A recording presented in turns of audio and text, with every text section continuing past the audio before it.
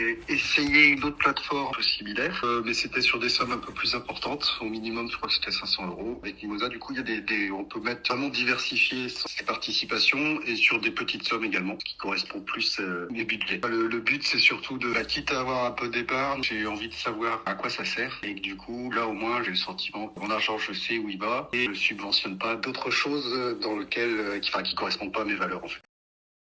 C'est une des choses que je trouve très importante. Près de chez moi, j'ai des maraîchers qui on peut aller, ce genre de choses. Et c'est quelque chose qui mériterait d'être développé, que ce soit dans l'alimentation de proximité, parce que au final, c'est pas beaucoup, voire pas plus cher qu'en supermarché pour la partie légumes en tout cas.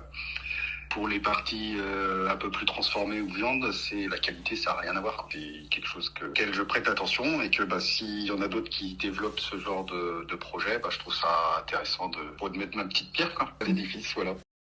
L'avantage que je trouve, c'est que c'est simple. On voit directement les projets, on peut aller à la présentation du projet, on peut creuser un peu sur Internet si on veut. Et puis, c'est la simplicité, le site est bien présenté, donc franchement, je trouve ça très pratique. C'est vraiment pratique. Pour dire que j'ai une stratégie. En fait, je mets de l'argent sur lequel je ne compterai pas du tout. Je sais que j'ai de quoi vivre à côté. Maintenant, des fois, il y a des sous où je sais pas quoi en faire.